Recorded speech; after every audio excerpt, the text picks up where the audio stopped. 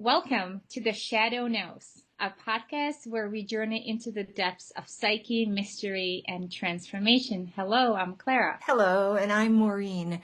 Together, we're going to explore the hidden forces shaping our lives, relationships, and our collective story. And for our very first episode, we're honored to sit here with James Frazier. He is the country's most experienced breathwork facilitators. For nearly 4 decades, James has led experiential workshops using holotropic breathwork and non-ordinary states of consciousness. And alongside that, he's maintained a private practice in Jungian coaching for 30 years. And for the past decade, he's been training others to step into this profound work as both breathwork practitioners and Jungian coaches like Clara and myself. So throughout this series, we'll be joined by James again and again as he guides us into shadow work and the depths of Jungian psychology. And in today's opening conversation, we will hear James's story, how he came to breathwork, his decades of experience with Jungian coaching, and why exploring the shadow is so vital for transformation. James will be walking with us as we continue to explore these series together. Okay, so settle in, everybody. Take a deep breath and join us as we open to The Shadow Knows. Okay, James, welcome. For listeners who may not be familiar, can you explain what neo-shamanic breathwork is and how it differs from other breathwork practices? Sure. Well, neo-shamanic is an outgrowth, in my case, of doing holotropic breathwork. So it's essentially holotropic breathwork plus, not holotropic breathwork minus. But I practiced holotropic breathwork for, as you mentioned, almost 40 years. But at a certain point, I realized I really needed to come up with a different name, partly for some trademark reasons, but also mostly to adequately describe what I had done with the work. I had changed the breath work, but I had added the Jungian sensibilities and Jungian roadmaps, especially neo-Jungian maps of developmental processes.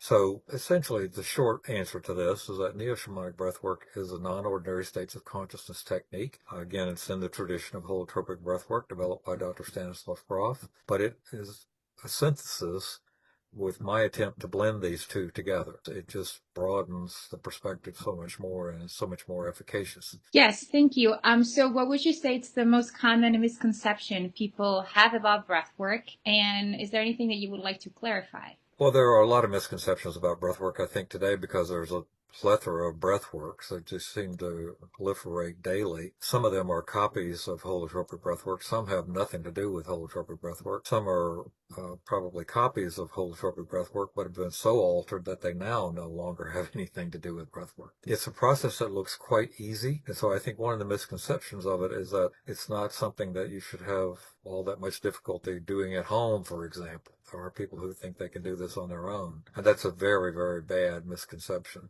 It's a process that should be done in sacred space with a trained ritual elder, someone who has gone through an extensive training program, because there is a lot to this work. Breathwork tends to focus on trauma and trauma release, and sometimes people get the idea that that's the only thing it does. I am not of that opinion, but that would probably be the other main misconception that I might offer, is that it's not quite as limited as some people might think. You also mentioned that, this neo-shamanic breathwork is working with people in non-ordinary states. Can you tell us how working in non-ordinary states support the inner exploration and shadow work? Well, we should probably try to define shadow in one sense, but it is a difficult concept to grasp initially. In one sense, we could use the word shadow to mean anything in our unconscious. And of course, these days, that concept of the unconscious has entered into popular vernacular, not always properly understood, but nevertheless, it's not a word that's all that foreign and unusual. 150 years ago, it was pretty foreign and unusual. So we throw around the word the unconscious like we really know what it is. What attracted me to this work was the potential for non-ordinary states of consciousness initially to do trauma work, because I was working in the addictions field and had become quite dissatisfied with the cognitive behavioral therapy that we were using. Not that there was anything wrong with it. It just didn't go deep enough. And when I accidentally discovered holotropic breathwork and then met the founder, Stanislav Grof, it opened up gigantic doorways, because in the non-ordinary state, material that Freud would have called repressed, has the potential for surfacing and also being released. So that was my initial attraction. It also held out the possibility for people having experiences of their deepest self, or what many people would refer to as spiritual experiences.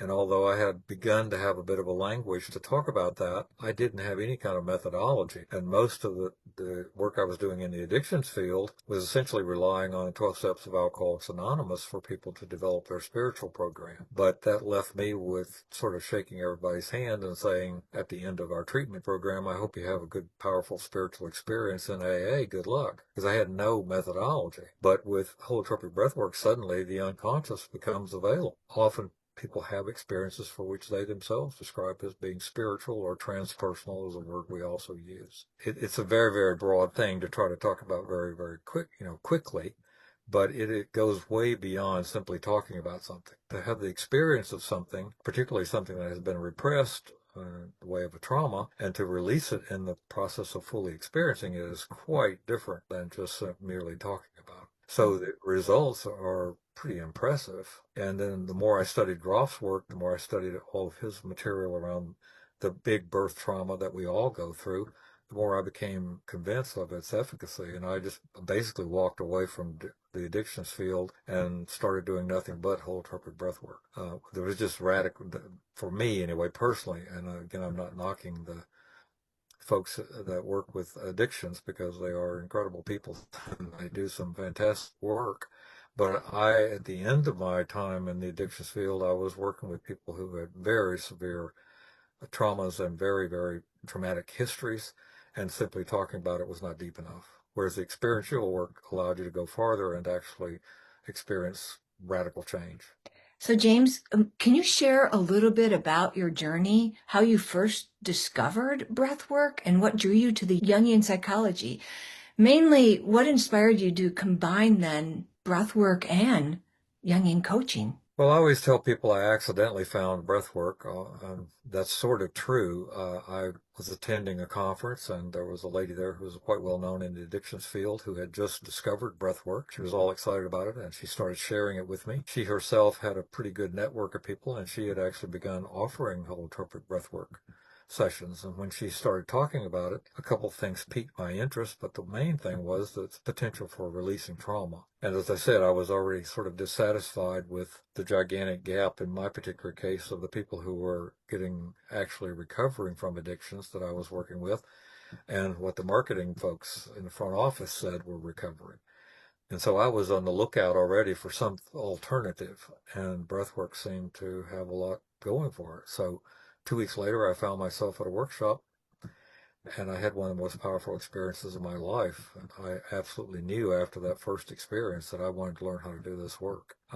In those days, there was no training program, but basically you just started following Stan Groff around and doing all the workshops that he was beginning to do at that time. I just happened to be at the right place at the right time to get connected to him. So it was a bit of an accident, but it was, again, something I would say, questing for. And then I had the great good fortune of being asked to be one of the early facilitators with Groff and his work, and worked with him for 4 or 5 years. And then I met the person who was to become one of my main mentors, Ron Herring. And Ron Herring introduced me to the person who I absolutely credit with introducing me to Jungian psychology and the depths of Jungian psychology, and that was Robert Moore. And when I began to just vaguely, even at first, grasp the profundity of that model and of Jung's work, and I began to notice the connection between these two, particularly in the area of initiation, this process whereby people go through radical change, that I dove headlong into a study of Jung, and that has continued ever since. And for about 10 years, I was just doing nothing but holotropic breathwork workshops, meanwhile studying Jung, deepening in that work. And after about 10 years, I began to respond positively to people who were asking me to do individual work in addition to the workshops. And that's sort of how it began. With every decade, it has become more obvious to me that this is a perfect marriage, that there are many things that the Jungian model help us understand and work with that go even beyond the Groff model and breathwork.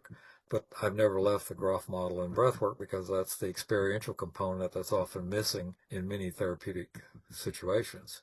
I don't want to give everybody the impression this is therapy. in the traditional sense by any means, but it is a very powerful process of self-exploration, and it is deeply connected to a lineage as old as shamanism.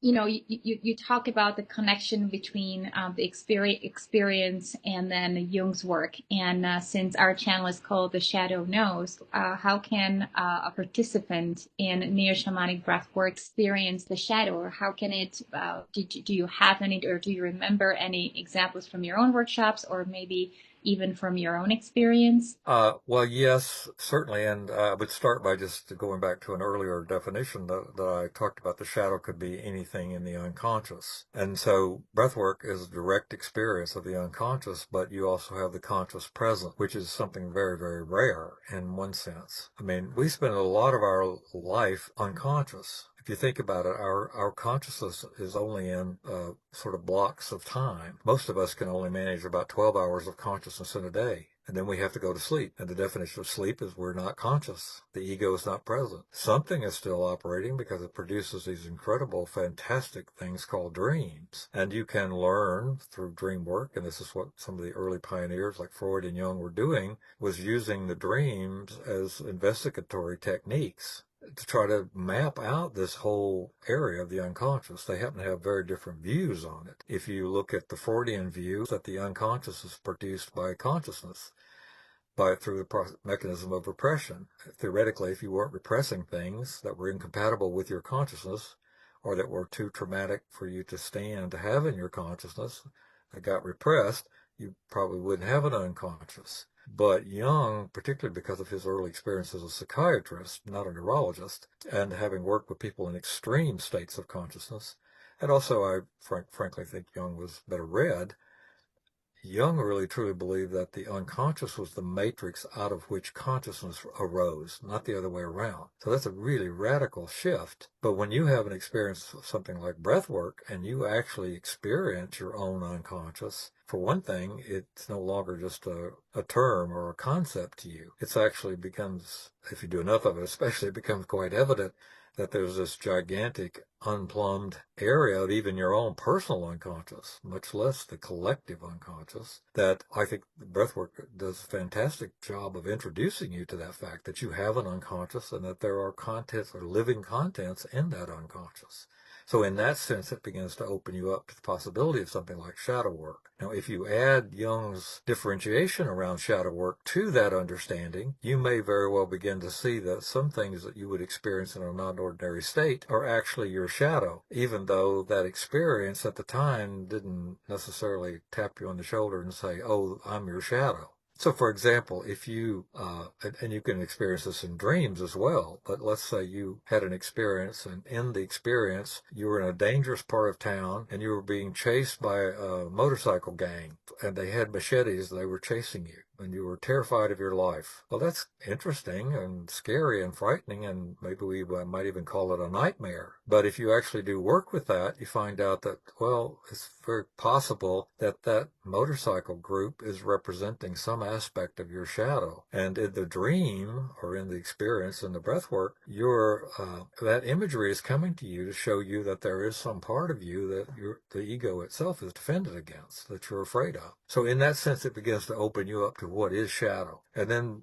even beyond that, you begin to open up to discovering your shadow, not just in experiential processes such as holotropic breath work, but actually in everyday life. You learn about the process of projection, where unowned aspects of ourselves we tend to project out onto the world, and we see it in front of us. So we meet our shadow every day in the form of conflicts in relationships, in the form of things we're very judgmental about. It's like this doorway opening, but it's not just limited to experiences you're doing during the breath work, but it is certainly one of the major things that help me have a much, much broader view of my own psyche, and then the dynamics and structure of the psyche itself. This sounds like holotropic breathwork, neo-shamanic breathwork, can be almost viewed as a bridge into the unconscious and starting to understand the language of the unconscious. And I know, at least for myself and for many other of my participants, those journeys and experiences in breathwork are not always visuals. And I feel like this may be misconception of people going into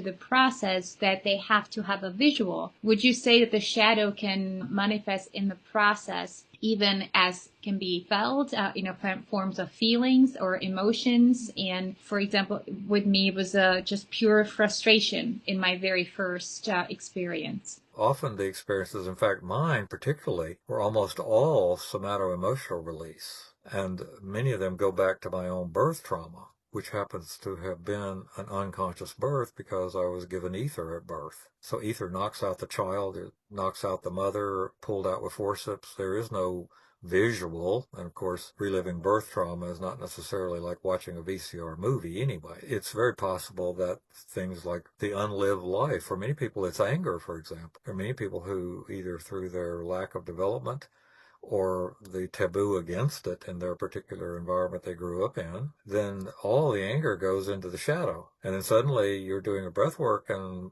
it starts emerging. Suddenly you're noticing that you're pounding your pillow. It was kind of unusual for you, and you're banging away and you're releasing it. And afterwards you feel this real release. So yeah, it's definitely possible for repressed material to be converted to somato-emotional and release that way. Very, very common. If you've repressed anger all your life and you get angry, you don't necessarily remember every single incident as a separate event. It's like you just keep putting this anger in a big bag, and then once it comes out, it's all sort of undifferentiated. Mm. So you have revealed many different ways that, unconscious patterns could reveal themselves in our everyday lives. And perhaps this is, what we're talking about when we speak of shadow. But for someone who's new to breath work, what advice would you give them, especially one who feels a little resistance or perhaps afraid? Well, first, I would try to assure them that that's very normal. The relationship between the ego, and I'm using the ego in the sense of the center of consciousness, as Jung would use it, our center of awareness, the thing we call I. That very structure is built to defend against the unconscious. That's how it comes into existence. Otherwise, you'd just be one big soup of unconsciousness. So there's a little bit of a problem right there when you start talking about exploring the unconscious. You have to have a little bit of bravery, but you also are going to experience some fear, just fear of the unknown, if nothing else. It's some of the safest work I've ever found. And it's a way for people to learn to start dealing with fear and not allowing fear to stop them, but to go through fear. So even after 40 years of doing this, I always feel a little bit of anxiety when I start to do a breath work. You would think after 40 years I'd be completely over it, have no fear whatsoever. It's something that you can go through, and then even using the breath, utilize just consciousness of my breathing to help me move through fear. Not the non-ordinary state of consciousness like holotropic breath work, but just if I had to have a difficult phone call, for example, or I had to go talk to my boss or something of that nature, that I could just do a couple of minutes of just thinking about my breath, just consciously connecting with my breath, and somehow that helped me move through the fear. So they're deeply connected. I've had very, very, very, very few people who could not do this work because they were too afraid. And I mean, I'm talking less than a handful in 40 years. It occasionally happens, but for most people, it's the initial amount of fear. And once they start doing the breathing, it's like the process takes over and they're able to move through things that they were not able to do in their normal everyday life. So that is one of the essentially advantages of it. If you think of trauma as something that needs to be fully completed consciously in order to be released, which is what the Groff model is about, then it's usually the fear that stops us. We don't go all the way through that. Somebody might have a trauma, for example, and it keeps popping up in their life in the form of discomfort or even full-blown panic attack in some people's cases. And yet, in a non-ordinary state of consciousness, they're able to go through it in a way that they can't in their normal state of consciousness. And thus the releasing happens. So it's sort of like having a VCR tape that you ejected because the movie got so bad, but then that tape follows you around, and every time it gets near a tape player, it threatens to start playing again because its goal is to get it completed. Breathwork is kind of like consciously putting the tape back in and having supportive environment around you to help you complete the tape and release it. So would you say then that breath work could also be defined as doing shadow work?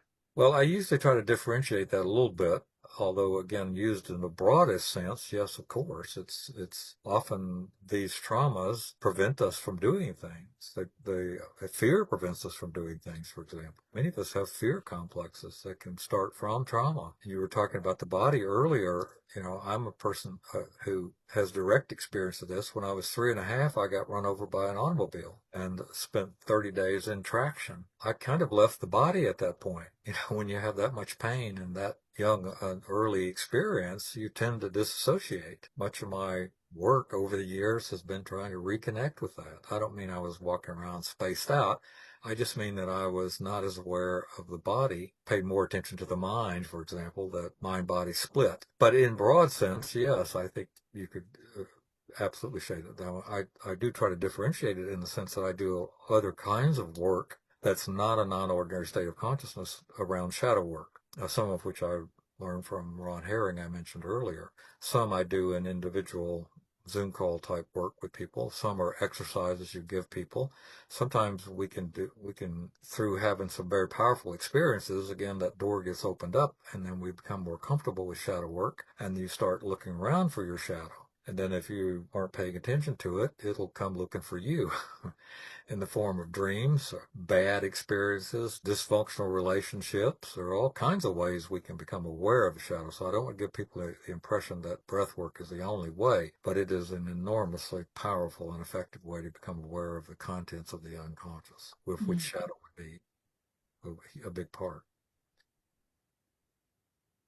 James, that kind of brings me a question that I want to ask, because you spent the past decade almost training others to become breathwork practitioners and Jungian coaches. And so what do you see is the most important lesson that you hope your students will carry forward?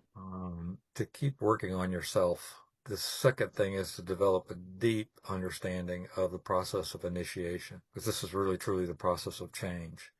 And we are constantly being called for to go through these initiations throughout life, even in a culture that no longer provides ritual process or culturally understood processes of transformation, such as the so-called puberty rites of passage. Most of our rites of passage have degenerated into more or less ceremony.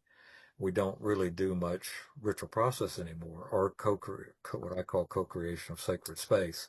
So developing a deep understanding and awareness of that sacred space and their role as the ritual elder in helping others and facilitating that process is the most important thing to learn. You can learn all kinds of techniques, but that one is, to me, right up there. And so, and I'm sorry. Well, I was just going to add, this is one of the problems we see with kind of exploding plethora, as I mentioned earlier, of people offering these kind of events and workshops who are not actually properly trained. Often they don't know that, and that creates often liminoid space versus liminal space. Liminal space means that it's potentially healing and can be healing. Liminoid space means it's space that looks like it's healing, but it's actually not. And I can give you some extreme examples of this, but if you get a group of people following somebody who then convinces their whole flock to drink the Kool-Aid containing the cyanide, that's not liminoid, that's liminoid space. That's an extreme example of it, I realize that. But those awarenesses of initiation, sacred space, the need to continually work on yourself is, I think, the three most important things I would say, and the things that I emphasize the most. Okay. And so would you want to reveal your own shadow work technique? You mean my own shadow or the shadow work? Well, in your own inner process, in your own inner work, is there a specific shadow work technique that you do for yourself to be constantly reminded of your own shadow and working on it? Well, I do a number of different things, but usually, of course, it's when painful things start happening to me, particularly in relationships. And once you do this long enough, you can get to the place where you catch yourself and you start asking pretty important questions like, how much of this is caused by me, this conflict I'm having? It may initially be, well, I'm totally convinced it's outside of me, or it's totally that person's problem. But usually, if I'm honest and I ask myself the question, well, what's my shadow in this? Or I meet somebody who I really don't like at all. I mean, initially, and I have no reason not to like them. I just don't like them. They're just like oil and water. It's always a better exercise for me to go, well, I wonder if they're showing me my shadow. And quite often they are. So a group of people that you might get very triggered by when you see them, it's very useful to ask yourself the question, what qualities trigger me? And is that my shadow I'm looking? Because quite often the shadow is looking to be conscious in a sense. It's looking for a lived life because it's in some ways, Jung's definition of the shadow is the unlived life. Now we can do negative shadow as well as positive shadow. So if I find somebody I dislike, that's one way of doing it. But if I find somebody who I really admire and I put them on a big, huge pedestal above me, that's also a real tip-off that I've projected some of my unowned life onto them. So, for example, if I find an artist and I just think their work is just unbelievable, it's just like, oh my goodness, I could never do anything like this. It'd be a useful question to ask yourself, well, what am I doing with my creativity? Have I pushed some of my creativity into the shadow? Does it need to be brought forth? This is especially true around things like power. If you find yourself in a room with somebody you inherently feel like you have less power than they do, or less agency than they do, you ought to ask yourself, am I giving them my power? Do I need to pull it back? So there's a variety of ways you can look at it, both negative, what we call negative shadow, or those traits that we find very undesirable, but the other ones are traits that we've never really fully owned. Again, I mentioned creativity. Maybe you grew up in a household where you were in your room and you drawing your little drawing and you came out, it was a farm scene, and you came out to show your parents your creativity. You've got your little divine self there with your creation. And one of the parents says, get out of the way, I'm watching the television, you're in the way, which is kind of shaming. And then the other one looks at your picture and says, well, you stupid idiot, don't you know that the sky is not red and the barn's not blue? The barn is supposed to be red and the sky blue. And so instead of getting a blessing, you get a shaming. Well, the internalized message can be, boy, that creativity stuff is dangerous. I better push that in my shadow. The issues of shame and shadow just are so enmeshed that it took us another whole recording to do that part. But there are a variety of ways, but just trying to maintain consciousness around what my part of any given transaction is, particularly the unpleasant ones. Does that answer your question, I hope? Mm-hmm. I think Yes, so. yes. Good. Yeah.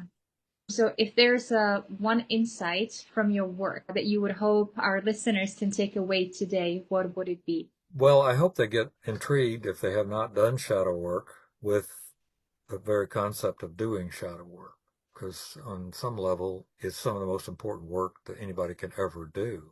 If we could have more people become aware of their shadow and thus not need to project their shadow, we could reduce the problems between humans greatly. This might be a fantasy of mine, but we might eliminate something like racism, for example, where whole groups of people are demonized just because their skin color is different than ours. I could go on and on about breathwork and all the things I've seen with breathwork, and I think it's fantastic, but ultimately leading me to Jungian sensibilities and to working with shadow is one of the most important aspects of it. We're really taught not to own our shadow. We'll be shamed about our shadow. That's somehow responsible for part of our initial shadow mechanism, anyway, pushing things into the shadow because we're shamed about them. When I was in my early elementary school experience, I wasn't like most of the boys. I wasn't nails and snails and puppy dog tails. I wasn't rough and tumble. So all of my aggression wound up in the shadow. So it took a lot of inner work for me to learn how to get in touch with that and learn how to actually do something like clean anger, for example. Be able to tell somebody with a straight face and without going over the top with explosive raging that what you just did made me angry, and here's what I want you to do about it, which is the formula for clean anger. There's so much that can be done with shadow work. It's not a process of always acting out the shadow, and in fact, that's one of the best reasons for doing shadow work, because if we don't act it out, we tend to act it out unconsciously. Everybody in this audience can think of someone they know who, harangues on about somebody who does something when they themselves are doing it. It's the person who just talks about so-and-so and what a big, huge gossip they are. Meanwhile, they're gossiping right as they're right in the middle of complaining about the gossip and completely unaware of it. So to become more self-aware and to become more whole, shadow work is just critical. It's just some of the most important work we can ever find, and one of the greatest contributions I think Jung ever made. Well, they become aware of their gossip when Miss Bossy Britches, such as myself, points it out to them, because Well, everybody else is bossy and I'm not. see, I got really fortunate because when I first became a counselor, it was working within the field of addictions. And I was seeing all this stuff. I didn't know how to have a framework to put it in, but one of the hallmarks of the most successful program for treating addictions is Alcoholics Anonymous. And Alcoholics Anonymous is a lot of things, but one of the things it absolutely is ownership of shadow. You won't ever hear that word used at an AA meeting, I don't think, but that is exactly what they're doing. And of course, they came out of a religious group called the Oxford Group, which sort of pioneered this in a way of public confession of one's faults, not going to church all dressed up nice and appearing to be perfect, but actually going to church and talking about one's character defects. And that somehow seems to be the secret to people getting sober. Well, that's the reason, because they no longer have to run from their shadow. They're no longer projecting their shadow. And so it took me years to understand that. I wish I had gotten it a lot sooner, but I'm deeply, deeply grateful for that early experience. So we also tend to become more compassionate when we own our own shadow, when we realize we're not perfect, and also have less shame. If I can actually own my shadow and truly own it, I'm less likely to act it out unconsciously. And some of my shadow I need to actually incorporate. Like I say, I might have something like creativity in my shadow. I could definitely use to pull more of that out of the shadow and express it in more conscious ways. James, I remember my very first workshop with you, and you mentioned a little bit, just like probably in this episode, about Jung's work and about Graf's work. It was just so fascinating to me, and it started off me on my own inner journey and inner work, and it was my own initiation at that time. And so that is probably why I'm so still hooked onto this work. And I think I will till my last breath. For someone that is also so intrigued by your work, can you tell us where they can find you? If you want to share your email or website, or any upcoming courses that you offer? Sure. I'll be happy to correspond with anybody. You can send me an email. It's jamesfraziernow@gmail.com. Okay, and we will add that to the notes. Thank you so much for joining us for our first conversations on our new channel, The Shadow Knows. And we'd certainly like to invite you to return and help guide us into some deeper mysteries of the unconscious in some future episodes, because I think we're only just beginning. If today's episode spoke to you, we'd love for you to subscribe, share the podcast, and join us again as we will continue to explore the hidden layers of the psyche. Until next time, may you walk gently with your shadow, and may its wisdom guide you home. And remember, the shadow knows.